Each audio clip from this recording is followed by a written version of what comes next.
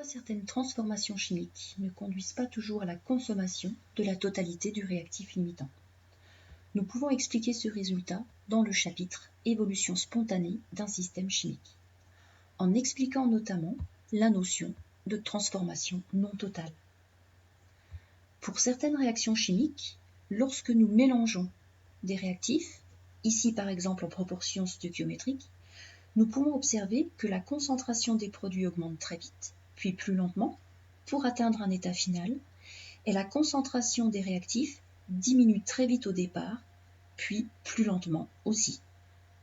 Si on se contente de cette observation, il n'y a rien de nouveau par rapport au chapitre concernant la cinétique chimique. Mais si on entre un peu plus dans les détails, on constate que la concentration des réactifs diminue, mais n'atteint pas une valeur nulle, même quand l'état final est atteint, et donc que la concentration des produits reste constante. On s'est placé dans le cas d'un mélange stoichiométrique. Les deux réactifs sont donc limitants, et pourtant, ils ne sont pas entièrement consommés. Tous les réactifs et produits sont présents à l'état final, en quantité non négligeable. On dit que la transformation n'est pas totale, et que l'état final correspond aussi à un état d'équilibre chimique. Si maintenant, on étudie ce qu'il se passe d'un point de vue microscopique. Donc on sait que lorsqu'il y a transformation chimique, il y a des chocs. Ces chocs sont efficaces, en tout cas une grande partie.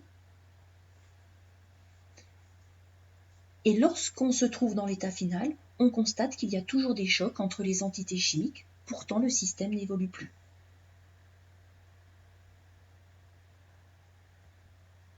Les chocs efficaces conduisant au produit compensent donc exactement les chocs efficaces conduisant au réactif. L'état d'équilibre est plus précisément un état d'équilibre dynamique. Ainsi, l'équation modélisant la réaction d'une transformation non totale s'écrira avec une double flèche car elle doit tenir compte de cette double évolution. On peut définir le taux d'avancement final d'une réaction.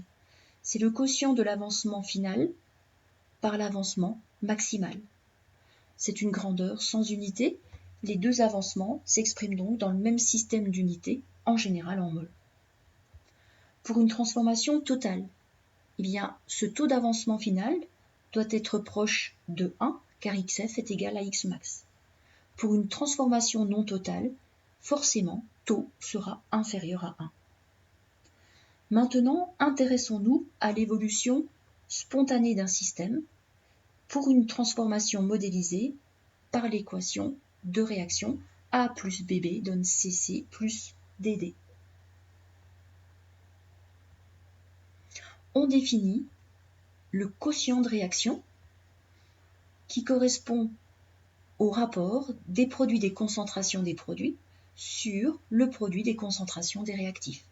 Alors, on utilise aussi une concentration dite standard à 1 mol par litre pour que le quotient de réaction soit une grandeur qui s'exprime sans unité.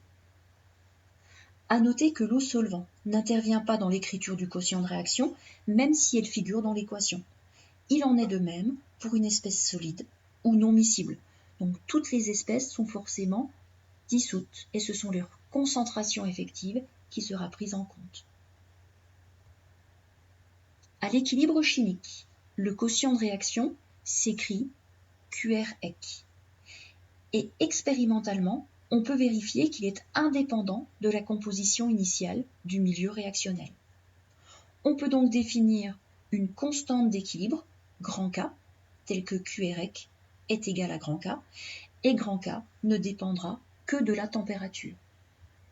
Reprenons l'équation de la réaction, et à partir de la valeur du quotient de réaction, cette fois-ci à l'état initial, QRI, on peut savoir dans quel sens évoluera le système, connaissant la valeur de la constante d'équilibre K associée à la réaction. En effet, si QRI est inférieur à K, le système évoluera alors dans le sens direct, c'est-à-dire dans le sens de formation des espèces chimiques C et D. Au contraire, lorsqu'on calcule QRI, si QRI est supérieur à K, le système alors évoluera dans le sens inverse ou indirect, c'est-à-dire vers la formation des espèces A et B. Étudions maintenant une pile électrochimique en prenant l'exemple suivant. Lorsqu'on met en présence 4 espèces chimiques, des ions zinc, des ions cuivre, du cuivre métallique et du zinc métallique, on met en évidence une augmentation de température. Une transformation chimique a eu lieu et c'est une transformation exothermique. On peut observer l'apparition de cuivre ainsi que l'apparition d'ions zinc et l'absence d'ions cuivre. Il y a donc eu transformation chimique qu'on peut modéliser par la réaction indiquée. Il y a eu échange d'électrons entre le métal zinc et l'ion cuivre, c'est une réaction d'oxydoréduction. Si l'ion cuivre, et c'est le cas ici, a disparu totalement, on peut aussi affirmer donc que la transformation est totale, d'où la simple flèche qui est indiquée sur l'équation. Ici, l'échange d'électrons est direct entre les deux réactifs, oxydant et réducteur. L'énergie chimique a été convertie en énergie thermique. On peut canaliser les électrons échangés dans un fil conducteur d'électricité. Dans ce cas, on peut procéder à la même réaction chimique, respectant le critère d'évolution spontanée. Il faudra simplement séparer les deux réactifs. On place donc dans deux compartiments, appelés encore demi-piles, un métal avec une solution contenant son ion métallique. En reprenant l'exemple précédent, dans le compartiment de gauche, on place une lame de cuivre dans une solution contenant des ions Cu2+, et dans celui de droite, on place une lame de zinc dans une solution contenant des ions zinc Zn2+. On doit établir un lien entre les deux compartiments, d'où le pont salin dont on détaillera son rôle après. Étudions maintenant le fonctionnement de la pile, mais cette fois-ci à l'échelle microscopique. Dans le compartiment de gauche, où il y a ici l'électrode de zinc, des électrons sont formés et se déplacent vers l'électrode de cuivre. Au niveau de cette électrode négative, les électrons sont formés. Et si on regarde d'un peu plus près, c'est par oxydation du zinc, selon la demi-équation Zn qui donne Zn2+, plus 2E-.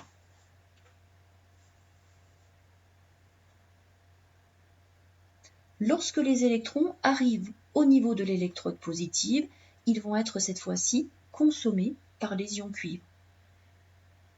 Ceux-ci arrivent au niveau de l'électrode, d'où l'équation Cu2+, plus 2E- donne Cu.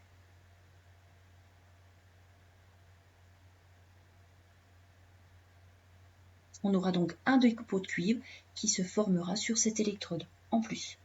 Concernant le pont salin, constitué d'ions K+, et d'ions chlorure, on met en évidence un déplacement des ions négatifs vers la gauche et des ions positifs vers la droite. Le pont salin permet non seulement d'assurer la continuité du circuit électrique, mais d'assurer la neutralité électrique de la solution. Donc, dans le compartiment de gauche où se forment les ions zinc, des anions y arrivent pour compenser la charge positive supplémentaire formée. Et dans le compartiment de droite, où sont consommés les ions cuivre, des cations y arrivent pour combler le déficit de charge positive. Sur l'électrode négative, on a la demi-équation Zn qui donne Zn2+, plus 2E-. Sur l'électrode positive, on a la demi-équation Cu2+, plus 2E- qui donne Cu. Sur l'électronégative, il y a donc eu oxydation. Sur l'électrode positive, il y a eu réduction. L'électrode négative est donc appelée anode, l'électrode positive cathode. On retrouve bien le même bilan et donc la même équation que lorsqu'on a mélangé les 4 réactifs. Mais ici, on a pu convertir de l'énergie chimique en énergie électrique.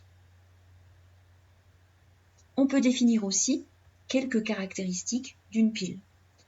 Tout d'abord, la tension à vide. Tension mesurée quand le circuit est ouvert et donc quand la pile ne débite pas. Ensuite, il y a aussi la capacité d'une pile lorsqu'elle est en circuit fermé. C'est la charge électrique maximale que la pile peut débiter, soit encore la quantité d'électricité maximale qu'elle peut faire circuler jusqu'à ce que la pile soit à l'équilibre chimique, c'est-à-dire usée.